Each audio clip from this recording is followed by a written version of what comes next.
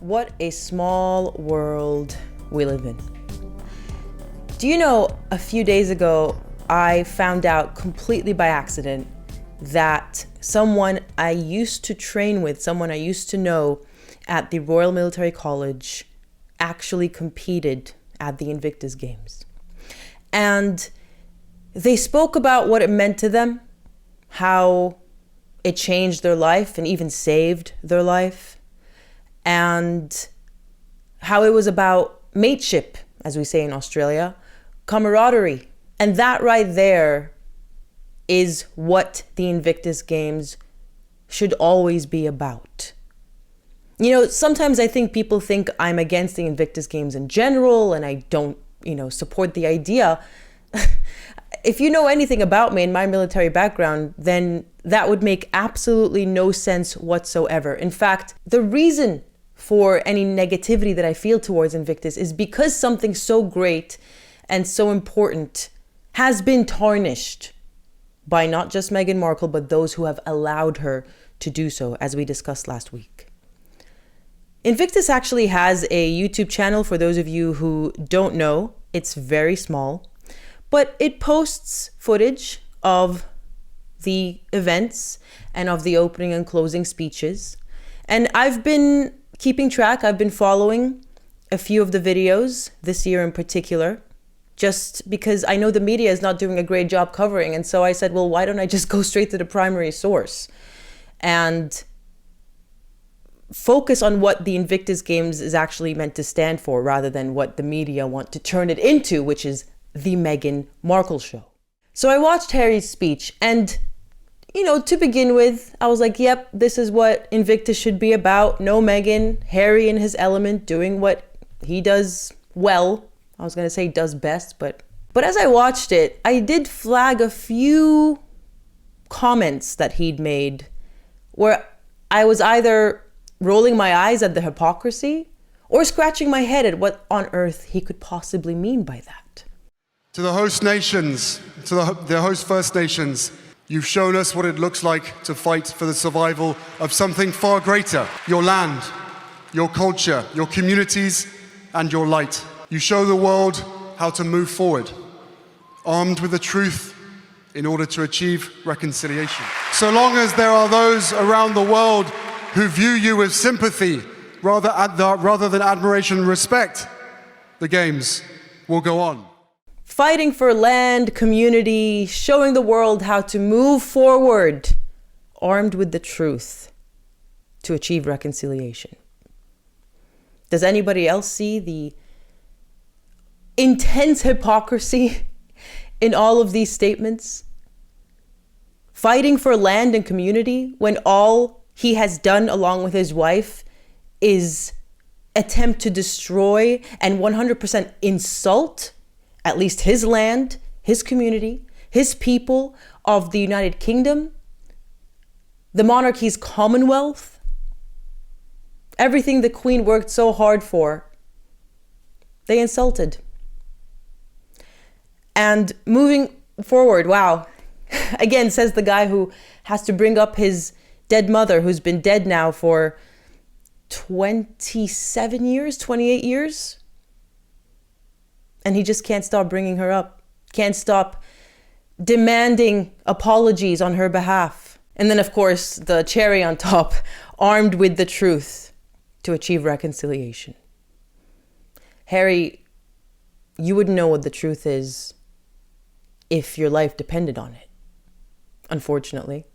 And I don't know if you've always been this way or if it's your wife's influence. I'm going to say you're two peas in a pod, because he doesn't seem to have struggled with her complete alienation from the truth. Meghan Markle doesn't know what the truth is, very much like Harry. It's this foreign alien concept, which she in particular appears to have absolutely no interest in. And then the head scratcher was that comment about how as long as there are people around the world who view you with sympathy rather than with respect and admiration. And I just went, hold up.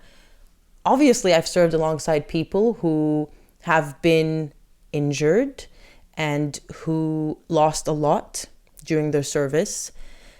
And I can promise you that at least the soldiers I spoke to, maybe it's an Australian thing, But most people don't necessarily want to trade respect and admiration for sympathy, especially soldiers.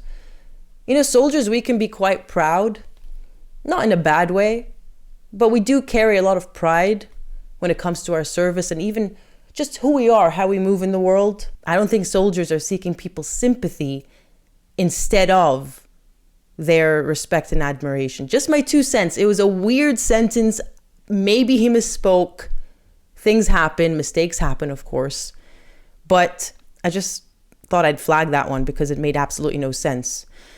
And then finally, of course, he mentions the Invictus Games in Birmingham of 2027, the UK, the land of so-called racists. Bring on Invictus Games, Birmingham 2027. You guys have permission to party. Will Meghan dare show her face there? I suppose we'll have to wait and see if she can resist the allure of the spotlight and the media. Speaking of which, did you notice the signet ring that Meghan was sporting and showing off at the Invictus Games while she was there before she left prematurely? Did you notice that it was engraved with the Sussex's joint monogram, royal monogram? And did you also spot this? Have a look at this. A garment bag of Meghan's, of course, with her royal cipher. I mean, look, this isn't anything new. We saw the cringe doormat that they have at Montecito. It's very Wallace Simpson, but at least Wallace didn't go around making a living insulting the family that I suppose gave her, I don't even know if they ever gave her that monogram, to be honest. Maybe they did as the Duchess of Windsor, but she didn't make a living insulting royalty that she is so desperately trying to affiliate herself to, right? Which is exactly what Meghan Markle is doing. You just can't make this stuff up. And I'm not talking about this from a cringe, pathetic, petty point of view, which, don't get me wrong, it absolutely is all of these things. But would you wear a signet ring, which she obviously had custom made? They say Harry gifted it to her. Perhaps, I don't believe it. Meghan seems to be the one who likes to wear these accessories that, they're very customized, very personalized. But would you go through the trouble of doing that? I'm assuming it's real gold. And wear something that was created for you and represents a family that victimized you allegedly so badly that you considered not only taking your own life, but that of your first unborn at the time child. I mean, it really doesn't get any worse than that, does it? Personally, if my in-laws made me feel that way, I would want nothing to do with them, nothing that would even remind me of them, assuming they were actually guilty of all things alleged. So I think we can see this as yet more proof, as if we need any, of Meghan's lies. Proof that the royal family never wronged Meghan Markle, at least not in the way that she so publicly and unabashedly and repetitively claimed. As you all know, by some miracle, Meghan Markle excused herself quite early on in the middle of the games and went back to the States, ostensibly to care for her 2 children, as if she hasn't been known to travel around the world for weeks on end and go off on holidays without said children. Now that she has an Instagram and she realized she can really profit off of their existence, or at least attempt to, she's not been camera shy at all with posting stories with, their headless bodies because, she doesn't want to put their faces on camera. Again, I understand that if it's a genuine attempt to protect them, filming them from the back, all the tricks of the trade that we've come to know her for. But she left. And of course, there's been a lot of speculation as to why, because people are not buying the very simple response. I mean, I don't buy it either, of, wanting to be with the kids and caring for the kids. Some people say it's because the British press were present. I don't really understand that one because I'm fairly certain they were always present every year that the Invictus Games has been running. Some people say because Tom Bower was there. And it seems that her Sussex squad seemed to really want to follow in her footsteps because there's been footage on X of a Sugar or a Sussex squaddie harassing Tom, who is, with all due respect, an elderly man. So very much in line with Meghan and Harry's MO of their version of elder abuse that they've inflicted upon a dying Prince Philip and a dying Queen Elizabeth. May they both rest in peace. Pretty disgusting behavior. And to put it up for the world to see, just like Meghan, like they're proud of what they're doing. Like they're so devoid of any humanity that they can't even see how this could look to the rest of us. I personally believe it was for selfish reasons, other than, stirring up headlines and making sure that there are stories covering her sudden departure. Perhaps it is to work on her upcoming Netflix show, which as far as we're aware is still slated for a March 4th release.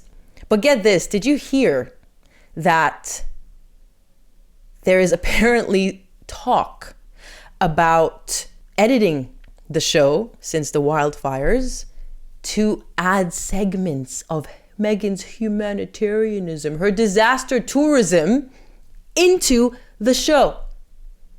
So it's bad enough that she and Harry were disaster tourists, as they, normally are. But now she wants to profit off of it directly. She wants to capitalize off of people's tragedy, assuming this is true. I know I'm speaking prematurely. The show might come out and there might be nothing about the fires other than some, statement written against a black backdrop acknowledging it. So I don't want to be that person that just assumes things are true. But if it's true, it would really be in character. I wouldn't be surprised with you. Wouldn't be the first time.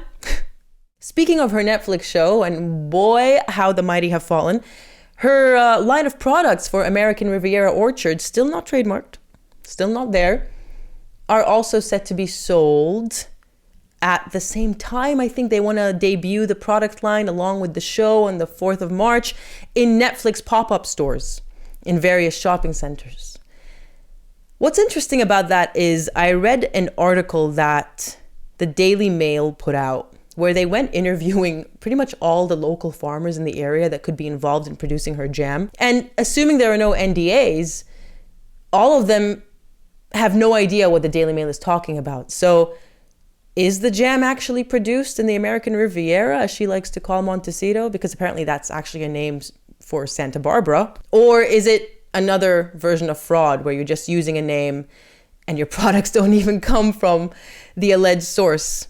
Again, it would be right in line with her fraudulent personality. But again, there could be NDAs and the staff are just, the farmers rather, are just, playing along with the rules. I still don't know how she's going to get around the whole trademark thing, especially since we know that Harry and David, I think that business is called, are opposing her trademark filing because of their similar products. So I don't know how she's going to get around this. Maybe they're going to call it with Love Meghan, which in my opinion would probably be the safer route to go down. But what do I know? I just think it's such a convoluted journey she's been on, ascending all heights to get to the top, the pinnacle, royalty, and not just any royalty. I mean, one of the most prominent, famous, popular royal families in the world, only to start merching her wares at pop-up stores.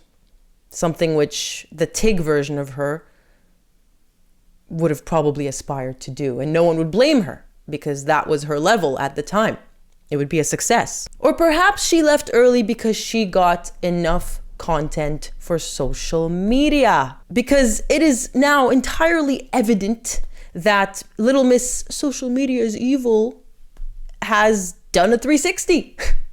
Not a 180. No, because she's come full circle. From wannabe TIG influencer and someone who just had an Instagram account when she was on Suits and posted everything from what she ate for breakfast to where she walks her dogs to, her royal phase where she pretended she was above social media. And now she's like, I'm back. And boy, is she back. I mean, I was keeping an eye on her Instagram stories and you wouldn't be surprised to hear, I'm sure, that 99% of them were about her. I'm talking while she was at Invictus. Maybe there were one or two about events where her minions were filming. And I'm pretty sure it's her minions because I was very confused this morning.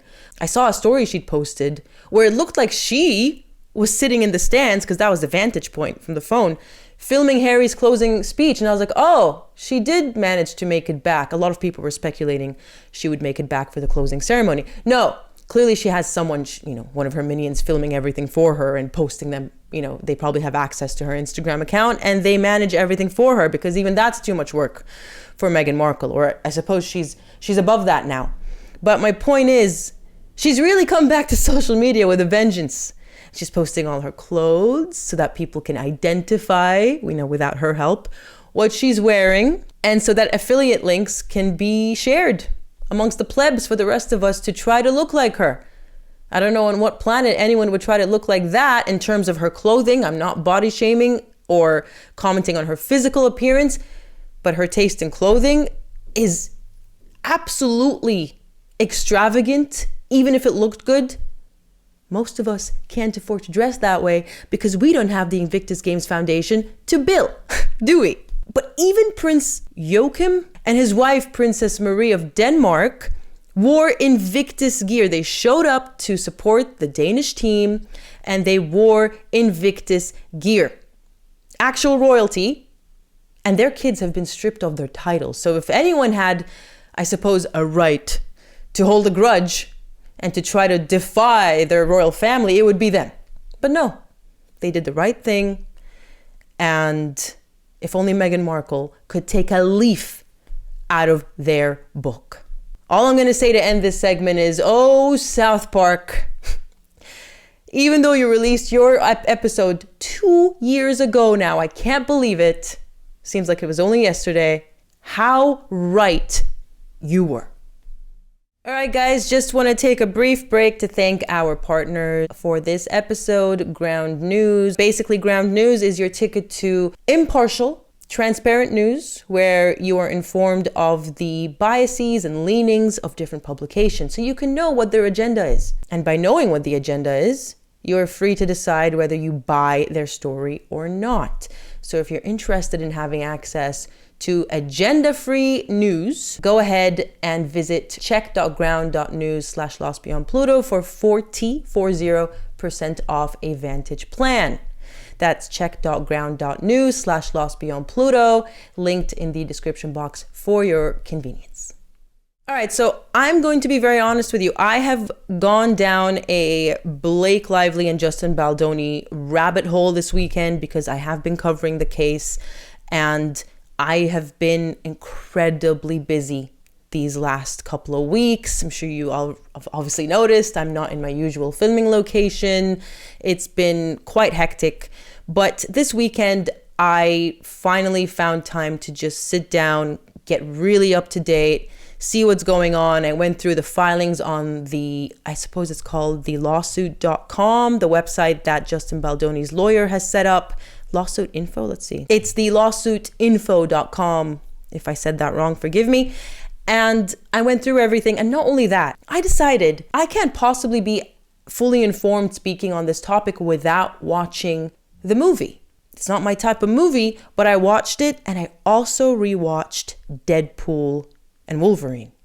Because when I watched it, none of this was happening. I enjoyed every minute of it. But now that I've seen it with, I suppose, more informed eyes or fresh eyes, wow, some things were really in your face and we just had no idea. Remember Ari Emanuel? Does that name ring a bell? Well, he's the man who supposedly still represents Meghan Markle at WME. He's basically the CEO, but he also takes on very high-profile clients under his wing, which include Blake Lively. Now, in case you were wondering why someone like him would be affiliating himself to Meghan Markle and working with her, well, that's because he too is one nasty piece of work. There is a podcast that he appeared on recently called Freakonomics. I tried looking it up. I couldn't find it, so I had to rely on news outlets, where he not only sings Blake and Ryan's praises, painting them out to be these angelic humanitarians, but then goes on to refer to Justin Baldoni as Baloney, Baldoni, whatever his name is, to which the interviewer then says, well, you do realize he was rostered at, he was a client of yours, right? And then Ari says in response, it really makes sense why he's, a Meghan Markle stan, until I fired him. What a nasty, disgusting, despicable excuse of a human being. Wow. You know, not that I knew anything about him, really. I'm not exactly surprised, but it really shows you just these vultures who reach the top in Hollywood. They've completely shed any ounce of humanity, if they ever had any, because there's that whole theory of only psychopaths and crazy narcissistic types can make it to the top, right? So I guess you have to be made of certain stuff to even be able to make a name for yourself in those industries. But yeah, that was, it was just so unnecessary. And it's so petty when people so powerful want to kick the underdog like that. It's how old are you? 5? You're like a bully in a playground, just like Meghan. And speaking of Meghan, it seems like even Blake Lively is cut from the same cloth. I've been making a lot of Amber Heard comparisons because of this whole conspiracy to destroy that she is, in my opinion, clearly on. That's what Amber did with Johnny, but really Meghan did that with the royal family. So they obviously have a lot in common and they should probably get together, except don't, because they will not be able to stand each other. That I can promise you. But there's this Instagram post that has now been removed because the account that made it has been deleted. I saw it in person because someone sent me a link on Instagram, you know who you are, because they're a fan of Henry Golding. And Henry Golding is an actor who starred in a movie alongside Anna Kendrick and Blake Lively, which is coming out very soon, called A Simple Favor. And so he was promoting it, as he must. And then this assistant director who allegedly worked with him in part 1 of the movie, so this is a sequel, left a comment. It is now gone, but thankfully the Daily Mail has been able to capture it. And this is what she said. Now her name, is Barbara, Zeman? I'm gonna go with Zeman. And she had said, under Henry Golding's post, I worked with you on the first one. My experience with everyone was absolutely amazing, except for a certain someone who was the reason I quit being an AD. Guess who that person is? She then decided to elaborate when people were commenting in response and said, I want to avoid attention around this, but I will say she was cruel to many. I know I cried my way home many nights because you try so hard to please someone who is never pleased and puts you down constantly. I can't believe it's actually getting back at her. Karma is real. I mean, if that wasn't about Blake Lively, I would have assumed it was about Meghan Markle. Never pleased, someone who constantly brings you down, someone who makes people cry. It's almost exactly what we've heard from Meghan Markle's ex-employees, both in the UK and now in the US. Now, of course, we don't know if this is verified. The account has since been deleted, so it may be untrue. But one thing we can know for certain, because it comes straight out of Blake's mouth, is that she is a self-proclaimed serial fraudster. I would show up on a set. I knew that they just wanted me to show up and look cute and stand on a little pink sticker where I'm supposed to go and say what I'm supposed to say. But I also knew that that wasn't fulfilling for me, that I wanted to be a part of the storytelling, that I wanted to be a part of the narrative. Yet when I went in the meetings, I would just seem like I'm just there to be the actor and ready to get the gig. I wouldn't reveal that I actually need to have authorship in order to feel fulfilled. Remember what I was saying earlier about the Sussex Squad and Meghan just having no... They're just so oblivious to how things come across because they're so twisted in their minds. They don't have an alternate view of the world where they can see that what they're saying or doing is completely unacceptable. Who in their right mind just sits there at a Forbes interview about being a businesswoman, talking about how she basically lies to people, she cons people, she has a pattern, according to her, of pretending she was only interested in being an actress in the project, only to then have an undisclosed agenda of taking over the production, or at least becoming way more involved on set. It's just crazy. She literally admitted to what Justin Baldoni and Wayfarer are accusing her of. Exactly. I mean, it just shows you, do you even think things through before you decide to make things public. It's like Amber Heard, and all of their plans are just completely dismantled in 2 seconds by internet sleuths. Is there no double checking, planning? I mean, it's horrible that you even have to plan to take anyone down. I don't know what's wrong with some people. Obviously, we've covered pretty much a lot of them, all of them on this channel, from Amber Heard to Jussie Smollett to now Blake Lively, Meghan Markle. I don't understand what possesses a human being to just target someone who was otherwise, I suppose Jussie Smollett is a bit of a different case, but the others, to just target someone, in this case being Justin Baldoni, who was just this harmless dude who was just trying to make a movie. He was just trying to make a movie. And he seems so genuinely passionate about feminism. And whether you're into that kind of guy or not, it's always admirable to find someone who is genuine and they're not just being performative. So I just don't understand what possesses people to target them and want to destroy them, especially when they're the underdog. It just boggles the mind. However, there could be more to the story, and we will touch upon that very soon after I get a few more things about Blake exposing herself out of the way. In addition to this Forbes interview, she essentially confirms this MO of hers in an August 2024 interview with Vogue, where she literally tells the interviewer, no, I would never really write something from scratch because that's really not my thing. I just like to take other people's work and go from there. Take over, change it as I see fit. And this is 2024, not 6 months ago, or maybe 6 months ago now, August. Once again, exactly what Justin Baldoni and Jamie Heath and Wayfair are accusing her of having done.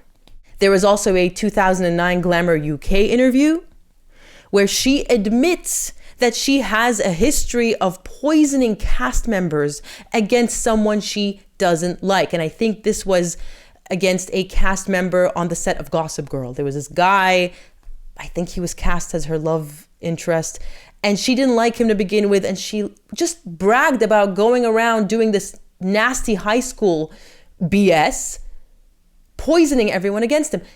Is that not exactly what Justin Baldoni is alleging that she has now done again with the cast and the author, Colleen Hoover, of It Ends With Us?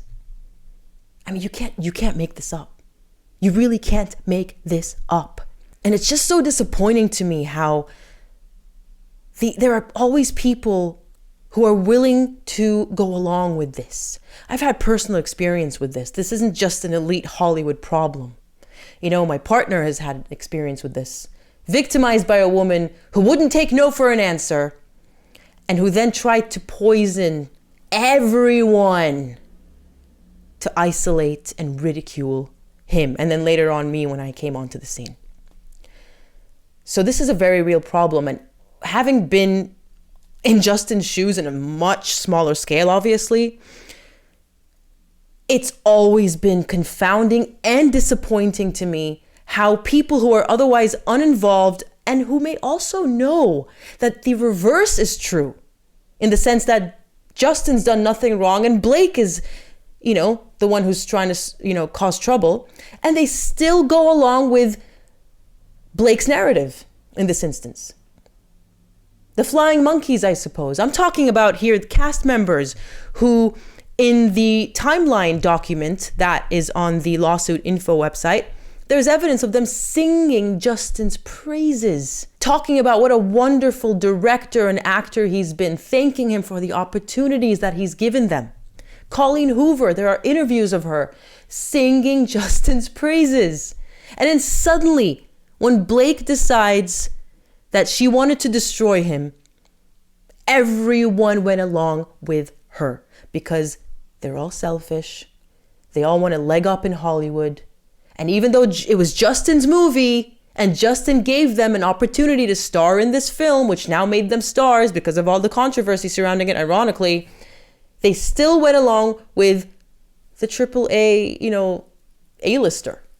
Blake Lively, Ryan Reynolds, Hollywood powerhouses, although, it remains to be seen if that label will last. But it's just so disappointing.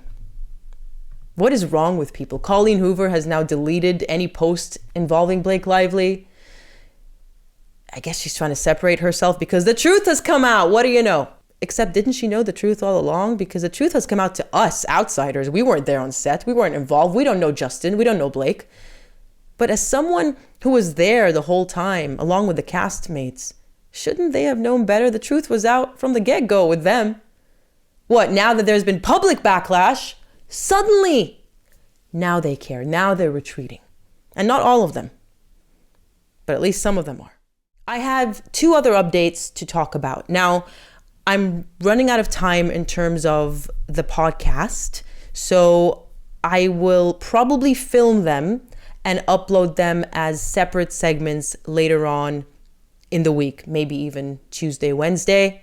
So don't be confused if you see segments and I look like this and it looks like it's part of the same episode, but it's not in the main episode. It's just that I do everything myself and I do have to make things more manageable to work on and to edit and make thumbnails, come up with titles. Oh my God, I need help, you guys. I think that's all I have for you this episode. As I said, stay tuned for 2 separate segments. I believe I'm gonna split them into 2 segments.